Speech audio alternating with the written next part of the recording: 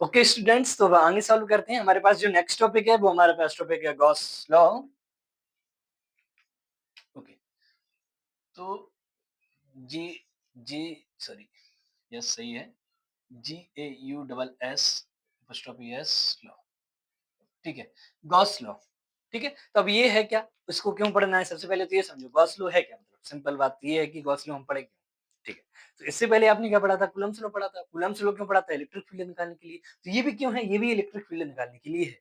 तो फिर दोनों में अंतर क्या है कि कूलम्ब्स लॉ से भी हम इलेक्ट्रिक फील्ड निकालते थे, गॉस लॉ से भी आप बोल रहे हैं कि इलेक्ट्रिक फील्ड निकालेंगे, तो फिर अंतर क्या है? हम उसी से नहीं निकाल सकते कूलम्ब्स लॉ से? बात तो सही है। तो है क्या, बात यहाँ पर ये है कि जब आपके पास कोई एक बॉडी हो, ठीक है, और वो बॉडी कैसी हो? सिमेट्रिक हो, तो फिर आप कैसे निकालोगे इलेक्ट्रिक फील्ड? वो तो पॉइंट चार्जेस के कारण यूज होता है आपका कौन सा? Coulomb's law. जब आपके पास कोई बॉडी हो, उस पर चार्ज का डिस्ट्रीब्यूशन हो, और वो बॉडी सिमेट्रिकल, यानी कि जो आपका चार्ज का डिस्ट्रीब्यूशन है वो सिमेट्रिकल हो, तो फिर कैसे करोगे आप? उसके लिए यूज करते हैं हम गॉस लॉ। ठीक है, गॉस लॉ, दूसरी बात क्यों हम यूज करते हैं गॉस लॉ, ये सिंपल वे में आपको इलेक्ट्रिक फील्ड निकाल के देगा। ठीक है, वहाँ पर तो आपको यानी कैलकुलेशन करना पड़ेगा, लेकिन यहाँ पर आपको क्या सिंपल बहुत ईज़ी तरीके से आपको इलेक्ट्रिक फील्ड निकालने को मिलेगी। ठीक है, तो गॉस लॉ को स्टार्ट क्यों करते हैं हम? क्योंकि उसको इलेक्ट्रिक फील्ड निकालने के लिए ज़रूरत हुई थी। बेसिक तरीके से आप इलेक्ट्रिक फील्ड निकाल सकते हो। ओके, गॉस लॉ में गॉस लॉ से पढ़ने से पहले आपको कुछ टॉपिक हैं जो आपको आना चाहिए, जिसमें हमारा सबसे पहले कौन-सा होता है? इलेक्ट्रिक फील्ड क्या होती है? आपको ये पता होना चाहिए। इलेक्ट्रिक फ्लक्स क्या होता है? आपको ये पता होना चाहिए। ठीक है? इन सभी के अगर बात को जानते हो, तो आप क्या समझ सकते हो? इलेक्ट्रिक यानी सॉरी गॉस लॉ को आप समझ सकते हैं। ठीक है? तो सबसे पहले हम देखेंगे गॉस लॉ कहता क्या है, इसके बाद हम फिर इलेक्ट्रिक फील्ड इससे कैसे निकालेंगे ये भी हम समझेंगे। ठीक है? तो कूलम्ब्स लॉ तो हम ये समझ गए, तो कूलम्ब्स लॉ क्यों है? क्योंकि वो पॉइंट चार्जेस के कारण अगर आपको क्या निकालना है, इलेक्ट्रिक फील्ड निकालना है, तो वो आप कैसे निकालोगे? ठीक है? यहाँ पर आपके पास क्या रहेगा? सिस्टम रहेगा, उस पूरे पर चार्ज का डिस्ट्रीब्यूशन रहेगा, उसके कारण इलेक्ट्रिक फील्ड। सिंपल वे में जैसे समझो, जैसे मैंने बोल दिया कि एक मेरे पास क्या है, सिलेंडर है, इस पर मैंने प्लस क्यू चार्ज दे दिया इसकी सरफेस पर। अब मैंने पूछा कि यहाँ पर इलेक्ट्रिक फील्ड निकालो, कैसे निकालोगे? ये कूलम्ब्स लॉ से नहीं निकलने वाला। ये आपका किससे निकलेगा? गॉस लॉ से निकलेगा। ठीक है? तो गॉस लॉ का स्टेटमेंट सबसे पहले हम देखते हैं, क्या कहता है ये। ठीक है? तो स्टार्ट करते हैं गॉस लॉ। ठीक है? तो क्या बोलता है? टोटल इलेक्ट्रिक फ्लक्स, अच्छा लिखते हैं थोड़ा। Total electric flux passing through a closed surface,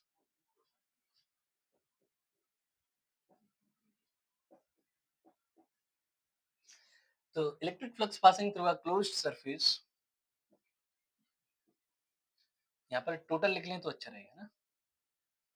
Total electric flux passing through a closed surface is equal to the is equal to 1 upon epsilon naught times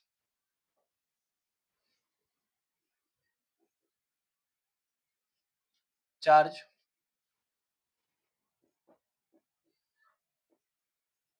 enclosed by the surface। ठीक है, तो क्या बोल रहा है? that the electric flux passing through a closed surface is equal to the 1 upon epsilon naught times charge enclosed by the surface। ठीक है, तो है क्या इसका मतलब? सिंपल, अगर आपके पास फ्लक्स है, टोटल फ्लक्स है, वो क्या बोल रहा है? q upon epsilon naught times होता है।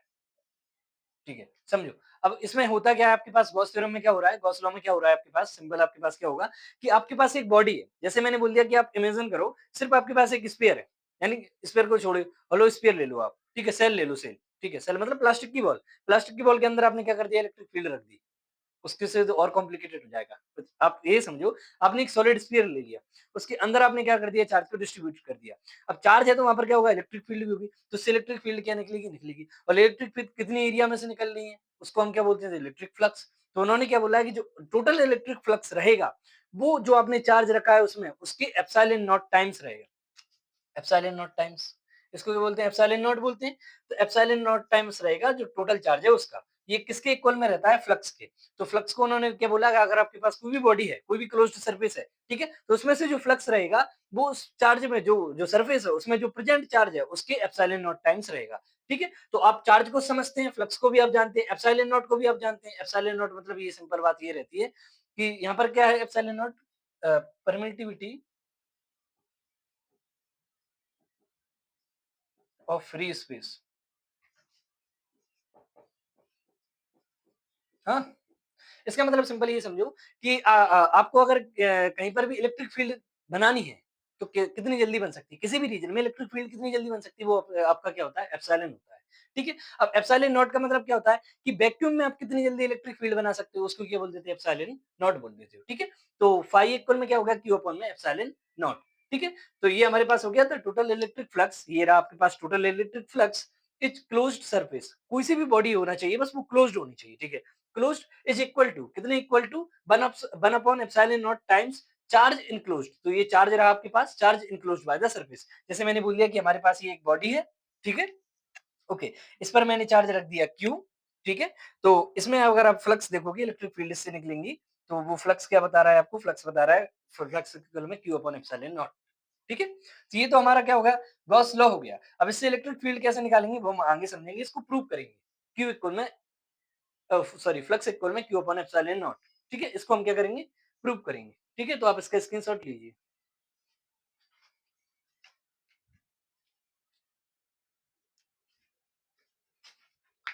ओके, तो इसको अब क्या करना है? गॉस थ्योरम को हमको क्या करना है? प्रूव करना है। जो हमने स्टेटमेंट जो हमने शुरू में लिखा था क्या? कि फाई इक्वल में Q upon epsilon not times epsilon not time. ठीक है? Epsilon not sorry okay. तो गॉस लॉ को हमको प्रूव करना है, तो उसके लिए सबसे पहले आपको गॉसियन सरफेस समझना होगा। गॉसियन सरफेस कुछ नहीं होता, आपको हमेशा एक क्लोज्ड बॉडी लेनी होती है। मतलब एक क्लोज्ड सरफेस बनानी चाहिए जिसके अंदर चार्ज हो। वही आपका क्या होता है? गॉसियन सरफेस होता है। गॉसियन सरफेस कुछ नहीं, सिंपल एक क्लोज़ सरफेस होती है जिसके अंदर चार्ज प्रेजेंट होता है। ये क्या होता है? आपका गॉसियन सरफेस होता है। ठीक है? तो अब गॉसियन लॉ को हम प्रूव करेंगे, सॉरी गॉस लॉ को हम प्रूव करेंगे, तो वो प्रूव करेंगे तो वो हमारे पास क्या है? Take a charge plus q at a point in the shape of the sphere of the radius r centred at the coordinate. ठीक है? समझो सिंपल बात ये है कि आपने क्या बोला है कि आपके पास एक पॉइंट ए है, उस पर आपने क्या रखा है कि एक प्लस क्यू चार्ज को आपने रख दिया है। ठीक है? और उसके चारों तरफ आपने गॉसियन सरफेस बनाई है। वो किस टाइप में है आपके पास? वो स्फीयर के टाइप में है, और जिसकी रेडियस है,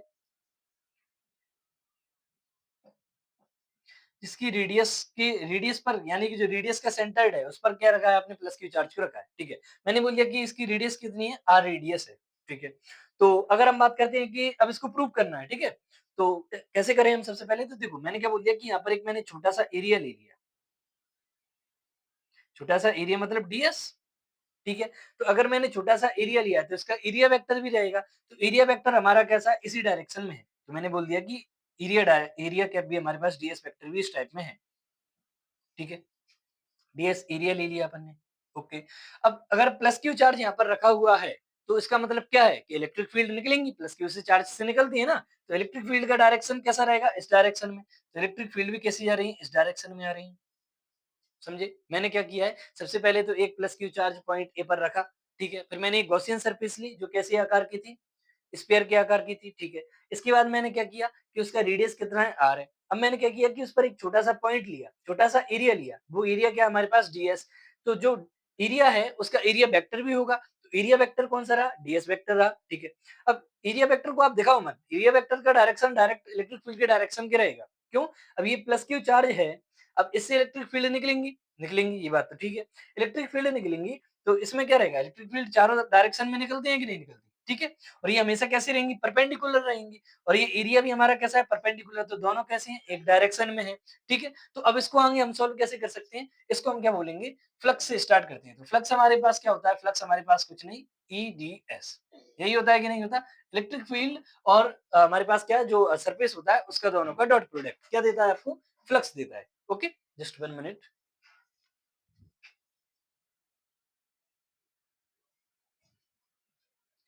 ओके।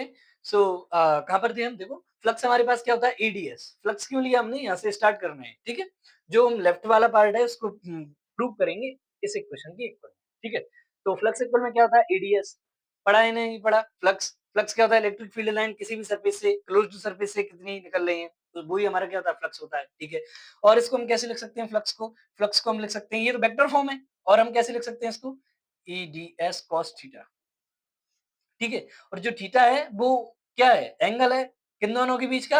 इलेक्ट्रिक फील्ड और जो आपने सरफेस लिया है उसका। तो इलेक्ट्रिक फील्ड भी इस डायरेक्शन में है बाहर की ओर, और हमारे पास जो एरिया वेक्टर है डीएस वो भी इसी डायरेक्शन में है।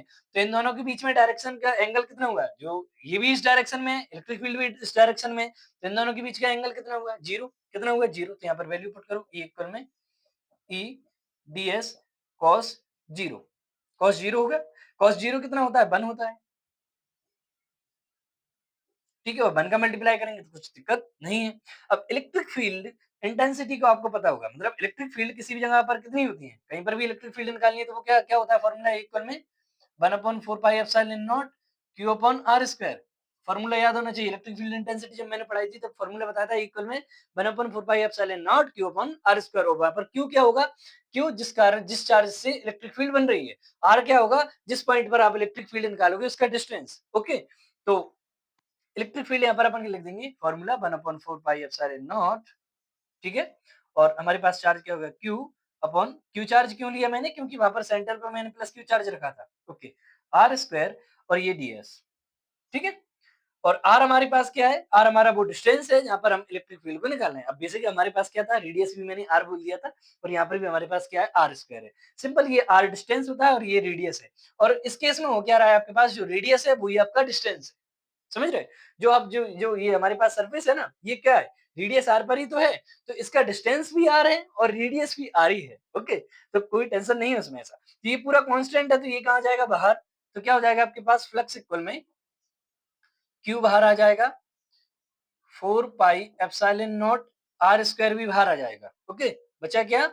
ds। अब ds को आपको समझना होगा। ds ये छोटा सा पार्ट है इस पूरे स्फीयर का, तो इसको अगर जोड़ता जाऊंगा तो पूरा स्फीयर का मिल जाएगा मेरे को। मिलेगा कि नहीं मिलेगा? ठीक है, तो अगर हम बात करते हैं area of sphere is nothing but 4 pi r square, तो q upon 4 pi epsilon not r square multiply इस पूरे का इंटीग्रेशन करेंगे, मतलब छोटे छोटे पार्ट को हम मिला के देखेंगे तो क्या मिलेगा हमको? एरिया। तो एरिया कितना हो जाएगा? 4 पाई r स्क्वायर, ठीक है? तो फ्लक्स क्या आ जाएगा? ये 4 पाई से 4 pi cancel out, r square से r स्क्वायर कैंसिल आउट, तो क्या बचा? q upon epsilon not. यही तो स्टेटमेंट था उसका। क्या था? कि किसी भी क्लोज्ड सरफेस से जो फ्लक्स निकलता है वो उस जो चार्ज उसमें यानी प्रेजेंट है उसके एप्सिलॉन नॉट टाइम्स होता है। q इक्वल में फ्लक्स इक्वल में q upon epsilon not, phi equal में q अपॉन एप्सिलॉन नॉट।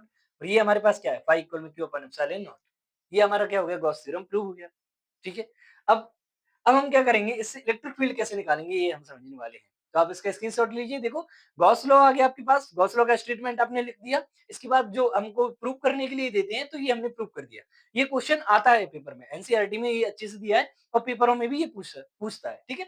तो हमारे पास जब भी आपके पास पेपर में आ गया what is the Gauss theorem and prove it, तो आपके पास क्या होगा? सबसे पहले आपको स्टेटमेंट लिखना होगा, इसके बाद में ये पूरा आपको यहाँ तक सॉल्व करना होगा। ठीक है? तो आप इसका स्क्रीनशॉट ले सकते हैं।